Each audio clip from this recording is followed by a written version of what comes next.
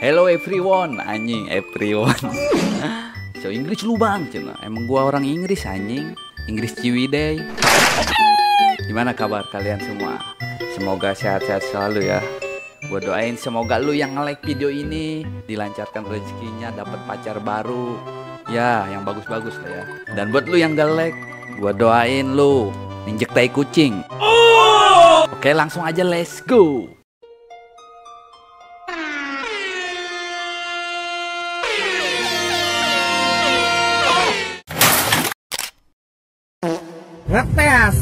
Izin rakyat untuk mengibarkan Pernahkah kita sadar mengapa Pak Prabowo memberi izin rakyat untuk mengibarkan simbol perlawanan, bahkan memberi ruang untuk menyuarakan aspirasi?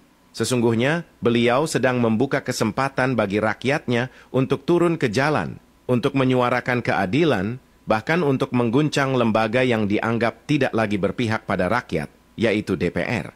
Cara main Pak Prabowo jelas. Beliau tahu hanya rakyat yang bisa membubarkan DPR. Namun sayangnya banyak dari kita belum sadar akan hal itu. Beliau butuh dukungan, butuh aksi nyata, bukan caci maki. Ingatlah sejarah Gus Dur. Beliau pernah mencoba membubarkan DPR, tapi akhirnya justru beliau yang dilengserkan. Dari kisah itu seharusnya kita belajar bahwa tanpa kekompakan rakyat, perubahan hanya akan jadi wacana. Maka saat ini, jika rakyat benar-benar bersatu, jika rakyat kompak berdiri bersama, maka jalan untuk membubarkan DPR terbuka. Dan ketika itu terjadi, Indonesia akan lebih aman, lebih adil, dan lebih berpihak pada rakyatnya sendiri. Tapi kalau dipikir-pikir ya juga ya, apa ini jangan-jangan sengaja taktik Prabowo biar kita turun, biar kita semua yang bisa ngebubarin DPR. Karena kalau dipikir-pikir ya guys, Prabowo itu kan pendiri Kopassus anjir. Tapi balik lagi kepada kalian ya, itu konspirasinya. Karena hanya rakyat yang mampu membubarin DPR gitu. Makanya dibiarin sama Prabowo biar tuh diacak-acak tuh sama rakyat DPR ya.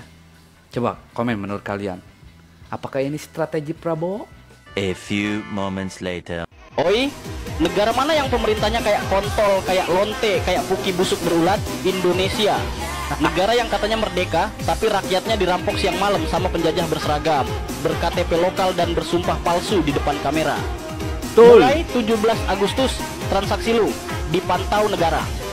Lu beli rokok, transfer ke nyokap, diintip, dicatat, dicuri. Tapi rekening pejabat, aman suci diberkati, padahal isinya hasil nyolong. Kontol bapaknya bersemut, anjing. Bikin konten, kena pajak. Ngasih edukasi, kena pajak. Jualan kecil, dipajak. Negara ini udah kayak iblis kehausan duit. Sementara influencer penjilat yang hobinya ngisep kontol kekuasaan dikasih proyek, kontrak, panggung. Lonte digital, tai digital, sampah bersertifikat. Usaha rakyat diperah abis-abisan. Nasi uduk, sabun cuci, gorengan pinggir jalan disikat. Pejabat jual moral di TV, senyum munafik padahal hatinya lebih jorok dari muntah babi. Modar. Privasi gak ADA. Data lu dijual ke luar negeri. HP disadap, chat lu disedot. Seluruh hidup lu dijadiin komoditas buat rakus-rakus berkursi. Demokrasi udah mati. Sekarang tinggal negara rahim setan. Ngomong dikit ditangkap, ngetik pedas di penjara.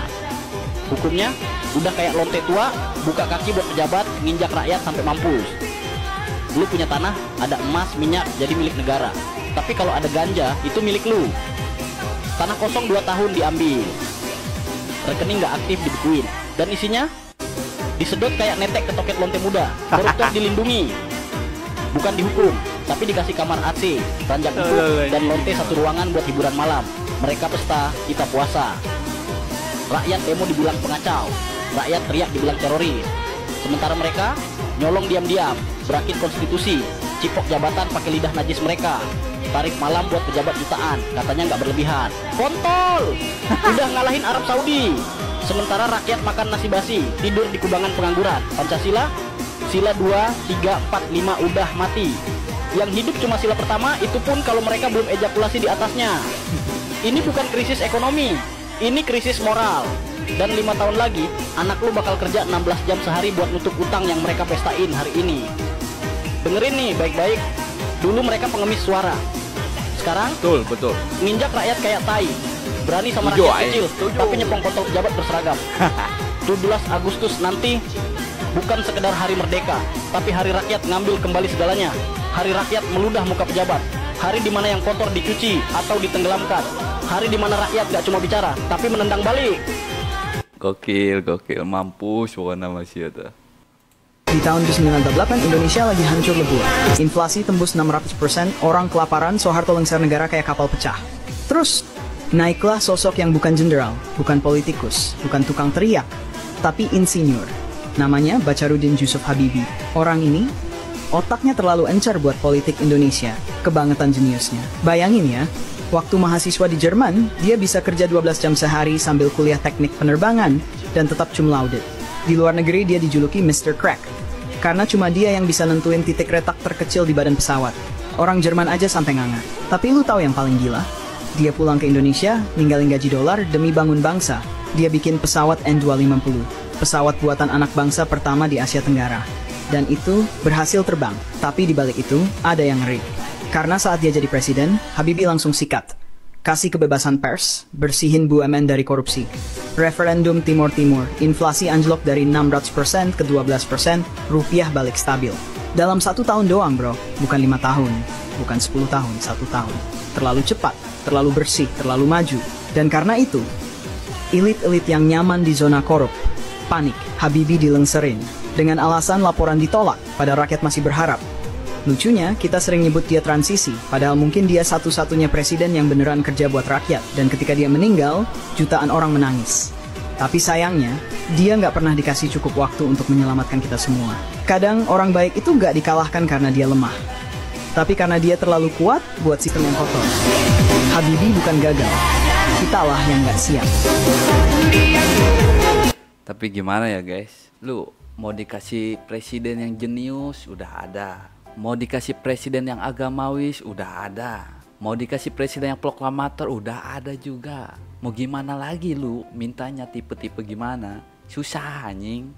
Kalau rakyatnya, kalau di dalamnya itu masih bisa disogok pakai duit. Ya gimana nggak kacau anjing sistem demokrasi di sekarang itu.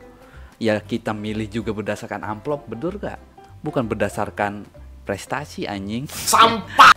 Ada amplop sikat kita pilih, itu problemnya juga anjing. Jadi susah mau nyalahin siapa juga cuy. Dari atas sampai bawahnya juga sama-sama bobroknya. Yang penting duit. Ada amplop coblos, nggak ada amplop nggak usah. Tolol.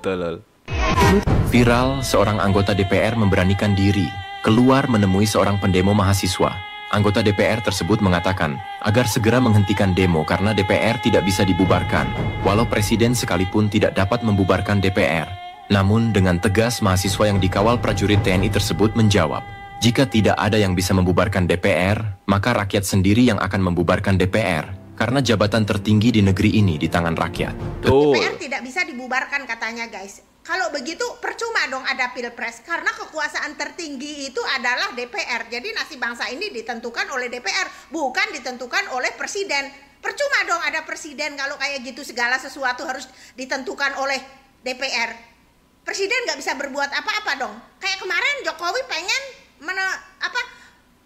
membuat RUU perampasan aset para koruptor itu, DPR bilang kan jangan, DPR tidak merestui, tidak mensetujui, Jokowi bisa apa? Nggak bisa berbuat apa-apa. Sama aja ini Prabowo juga kalau ingin membuat RUU hukuman mati untuk para koruptor juga Prabowo nggak bisa karena DPR nggak setuju kayak gitu. Berarti nggak usah ada pilpres deh, ngabisin duit, ngabisin anggaran doang, biar serahkan ke DPR aja semua bangsa ini supaya hancur-hancur lah, karena DPR itu tidak mementingkan gitu, rakyat. Jadi anjing. DPR itu hanya mementingkan diri sendiri, memperkaya diri gitu, bikin undang-undang suka-suka gua kayak gitu. DPR bukankah begitu? Semua kebijakan-kebijakan DPR itu, RUU yang dibuat oleh DPR itu merugikan rakyat, menyusahkan rakyat, semuanya juga kayak gitu. Percuma ada DPR, udah. Percuma ada presiden kalau segala sesuatu harus ditentukan oleh DPR.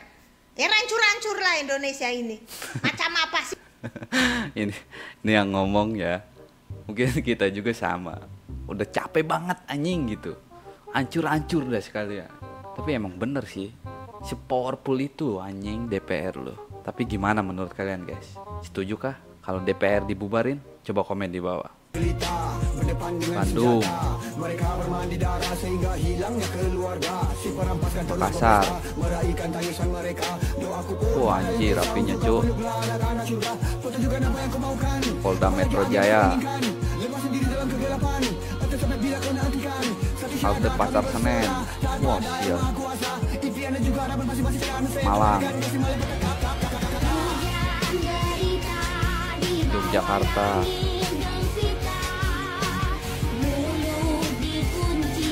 Surabaya, Surakarta. Si anjing merinding gue cu. Tegal, NTB, Lombok. Wih ini mah udah bukan Bandung lautan api anjing, Nusantara lautan api ini mah. Gara-gara si anjing itu tuh, siapa tuh namanya tuh? Hilang ingatan gua. Ini mengatakan ingin mengusir masyarakat yang tidak membayar pajak tapi malah dipermalukan oleh pakar hukum ini. Menyampaikan hashtag nggak bayar pajak, ya berarti Anda nggak kepengen tinggal di Indonesia atau tidak kepengen lihat Indonesia bagus gitu aja. Jadi nggak usah disanggapin. Ada satu lagi mungkin kenyataan menyakitkan yang juga ingin saya sampaikan ya. Gaji pejabat negara khususnya anggota dewan Pak, itu pajaknya ditanggung oleh negara. Betul. Ya, itu yang ini tidak fair. Karyawan swasta itu bayar pajak penghasilan. Dan ini tidak fair. Dan ini bukan dosa sekjen sekarang. Ini dosa lintas generasi. Lintas generasi. Dan Kementerian Keuangan harusnya tahu ya. Dan ini harus kita perbaiki. Ini sangat-sangat tidak adil. Sekarang siapa pekerja yang tidak dipajaki luar biasa hari ini? Dan itu sifatnya regresif. Ya. Dan kalau mau memperbaiki penerimaan negara, memperbaiki efisiensi anggaran, mulai dulu dari kepalanya. Kalau kepalanya busuk, di bawahnya juga akan bermasalah. Ini masih aja ada yang ngomong, apa yang udah lu kasih buat negara ini sampai semuanya dinyirin. Nih gue kasih tahu. Pas gajian kena pajak, pas THR kena pajak, beli barang mewah kena pajak, beli rumah disuruh bayar pajak, beli motor disuruh bayar pajak tiap tahun, beli tanah kena pajak, beli mobil disuruh bayar pajak tiap tahun, belanja di supermarket kena pajak, makan di restoran kena pajak, beli barang luar negeri kena pajak, bea cukai, kecil KPR kena pajak, beli token listrik kena pajak, beli pulsa telepon kena pajak, dapat warisan kena pajak. Anjing ini kalau ditonton sama mah abis anjing durasi kena pajak abeh pokoknya. Tae anjing. Jancok. Tolong Pak, jangan ditembak mati. Saya ini koruptor, bukan maling motor. Tenang Pak, undang-undangnya sudah saya akalin biar Bapak lolos dari hukuman mati. Pak Pol, saya mau nanya, kenapa polisi sekarang banyak yang perutnya buncit? Jujur aja ya Mbak, ini karena makan uang rakyat mulu. Kenapa kamu bebas? Kalau ada uang, apa yang tidak bisa dilakukan? Kenapa DPR tidak setuju koruptor dihukum mati? Kami mendukung koruptor, kalau disetujui Kami mati semua dong, kan semuanya korupsi. Bagaimana rasanya menjadi tahanan korupsi di Konoha, Pak? sama aja seperti di rumah, bedanya saya jarang keluar, takut kena kamera. Bansos turun, isinya mana? Isinya, udah saya unboxing duluan, tinggal dusnya.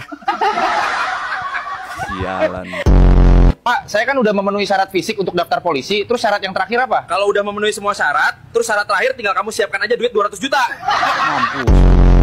Apa yang akan dilakukan dengan barang bukti uang korupsi ini, Pak? Ya, tentunya akan dihitung, lalu akan dibagi rata.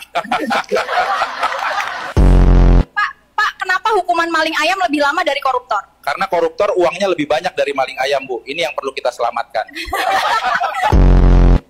Pak, apa rencana ke depan untuk bangsa ini? Sangat sederhana. Tingkatkan korupsi, permudah poligami. Pak gak bosen? bosan sebentar aja. Paling 6 bulan lagi saya keluar. Nanti saya liburan ke luar negeri menikmati sisa uang korupsi. Bangsa. Nyesel sebenarnya saya. Banget, kenapa gak dari dulu aja? Korupsi triliunan cuma di penjara 2 tahun doang.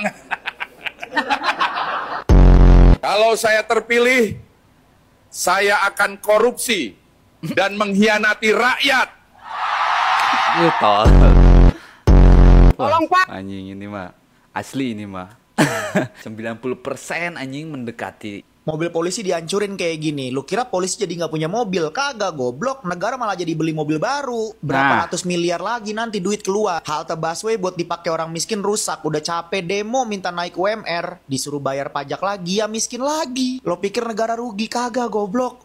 DPR tetap digaji 38 kali UMR. Yang untung malah bisnis toko bangunan karena mereka dapat proyek renovasi, kontraktor dapat cuan, preman-preman dapat jatah, oknum-oknum makin tajir. DPR tetap digaji ratusan juta. Kita, aduh, duitnya itu potongan gaji lu tiap bulan, duit pajak STNK motor lu tiap tahun, itu duit pajak patungan kita. Lo kira proyek perbaikan fasilitas murah miliaran itu, apalagi itu gedung DPR di Makassar ratusan miliar. Mending ratusan miliarnya buat beli 100 busway baru. Gara-gara lu semua rusak jadi bikin baru lagi tuh halte. Mending ratusan miliarnya buat bikin toilet umum atau buat bikin taman kota yang baru. Bisa buat liburan keluarga lu tiap weekend, hari Minggu sore-sore. Kalau begini kan malah jadi peralatan polisi baru, pentungan baru, tameng baru, gas air mata baru, ratusan miliar itu. Mobil polisi baru, nanti beli Ioniq 6 tuh polisi, satu unitnya 1 miliar, dia beli 500 dan 500 miliar mobil baru. Aduh anjing. Kita si miskin ikut demo minta UMR naik 8-10% gara-gara kebawa oknum ngebakar halte buat si miskin pake. Bayar pajak lagi, miskin lagi kita. Setuju, gue setuju. Ya gimana pun ya, yang ikut-ikut demo kemarin ya bagus sih nyampein aspirasi. Tapi lu inget juga coy, itu ada oknum ya yang ngebakar, ya pokoknya ngerusak lah anjing. Ya itu kan nanti hasil lu bakar-bakarin itu pasti bakalan dibangun lagi. Pakai duit siapa? Pakai duit kita anjing. Yang miskin siapa lagi? Ya kita lagi. Hei polisi, jangan lagi intimidasi rakyatku. Hei tentara, jangan lagi intimidasi rakyatku. Memangnya polisi itu sopo toh yo? Jangan so aksi loh.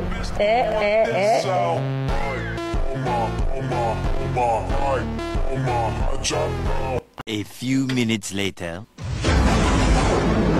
Ini baru anggotanya. Semua anggota DPR udah punya uang lah. Berapa sih sekarang gajinya anggota DPR? Berapa sekarang? Setiap tanggal 1 16 juta ya, tanggal 5 59 juta kalau nggak salah. Oke. Ya. Ya udah. Jadi aja. 16 juta itu gaji pokok, ya. 59 juta itu adalah tunjangan-tunjangan, ya. komunikasi segala macam. Ya. Terus yang lainnya? Ya. Yang lengkap dong. Dana aspirasi mungkin Dana aspirasi ya. Dana aspirasi itu memang wajib untuk kita, namanya juga uang negara. Jadi ya, berapa dana aspirasi kita itu setiap proses kita 450 juta. Itu berapa kali dalam setahun? 5 kali dalam setahun. Dana aspirasi tadi 450 juta 5 kali dalam 1 tahun. Yang dana yang berikutnya apa lagi tadi? Kunjungan dapil. Kunjungan dapil berapa sekarang? Tertarik ya mau masuk lagi. Wedit. Kocak. Piro saiki? Saiki kita 140 juta. 140 juta. Berapa kali dalam setahun? 8 kali setahun. Tertarik nggak lu tuh masuk? Bajingan. Usaha yang membuahkan hasil. Demo bersejarah 25 Agustus kemarin bukan cuma bikin Jakarta macet total, tapi memaksa sebagian anggota DPR RI turun tangan dengan cara yang tidak biasa. Ada yang langsung serahkan seluruh gajinya yang mencapai ratusan juta untuk para guru. Bahkan ada juga yang mengundurkan diri gara-gara merasa malu kepada rakyat Indonesia yang marah. Bagus. Lantas, siapa saja anggota DPR yang nekat melakukan hal mengejutkan tersebut? Temukan jawabannya di video ini. Sementara itu, merespon tuntutan massa yang digaungkan di demo tersebut, anggota DPR RI Nafa Urbach mengambil langkah mengejutkan dengan memutuskan menyerahkan seluruh gaji dan tunjangannya untuk masyarakat di daerah pemilihannya, khususnya para guru di Dapil Jawa Tengah 6. Bahwa musisi sekaligus politisi Sigit Purnomo Said atau yang lebih dikenal dengan Pasha Ungu telah mengundurkan diri dari jabatannya sebagai anggota DPR RI dengan alasan menjawab tuntutan massa yang menuntut DPR dibubarkan. Dalam potongan video yang dibagikan, terlihat foto lama Pasha di ruang sidang paripurna disertai narasi yang cukup emosional. Saya tidak mau ikut-ikut makan uang haram, lebih baik saya mundur demi rakyat saya. Ultimatum tuh sia, uang haram. Berlama-lama kemudian. Badan saya ini masih ada bekas luka dan tulang saya geser. Saya korban pemukulan, penyiksaan, dan pengancaman pembunuhan oleh polisi Polresta Banda Aceh. Muka saya ini masih ada bekas sundutan dari pihak kepolisian Polresta Banda Aceh. Badan saya ini masih ada bekas luka dan tulang saya geser. Saya diancam dilempar dari salah satu gunung di Aceh, namanya Gunung Gurute. Di sana, pas persis di samping tebing, saya mau dilempar oleh pihak kepolisian. Dan itu nyata, dan itu cukup membuat saya shock. Dan mama saya menangis.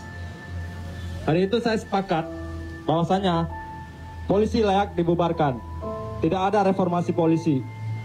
Tidak ada reformasi. Mereka layak dibubarkan. Kita bisa menjaga rumah dengan rukun tetangga. Kita bisa menjaga kawan itu dengan kawan. Orang-orang menjadi penjahat itu karena ada polisi. Karena polisi itu adalah penjahat itu sendiri.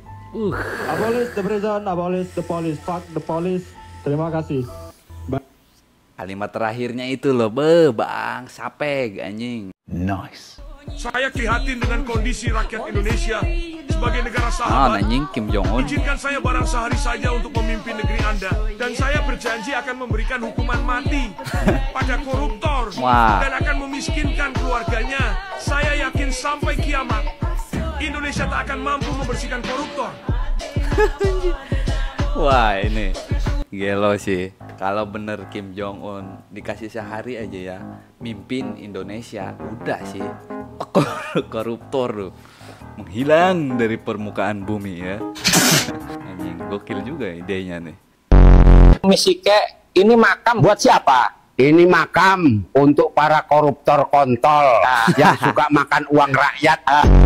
Kalau saya terpilih, saya akan korupsi dan mengkhianati rakyat. 1 juta buat kakek kalau berani nyebur ke laut. Langsung kita gas. Anjir, goblok banget. Kayak bagaimana kakek bisa masih hidup pas ngelawan penjajahan Jepang dan Belanda kayak? Soalnya kakek jamsutin semua Belanda dan Jepang pakai SG2, lalu kakek kretek-kretek sampai suren. Berani lo sama Gea, berani lo nilang gua, ha? Minggir, gua mau jemput pacar gue nih. Sontoloyo nih nenek. Ardi, lu kalau mau kurban yang jelas atuh. Ini kalau dia yang makan kita gimana? Saya melaporkan langsung kondisi Jalan Lamongan setelah hujan deras beberapa hari kemarin. Jalannya terlihat semakin menakjubkan. Ya ampun, Bah. Kata-kata hari ini, Dan. Uang memang tidak dibawa mati, tapi bisa batalin hukuman mati. Menyala tikus kantor. Sepeg. Udah teman-teman ya, mungkin segitu dulu isi kepala kita hari ini. Ya, isinya sesuai harapan lah ya. Kritikan-kritikan kepada si Kon. Semoga lekas membaik, Indonesiaku, rakyat sejahtera. Terutama cukai ya, buat cukai rokok. Tuh nggak usah gede-gede lah cukainya anjing. Mahal tuh rokok kuari.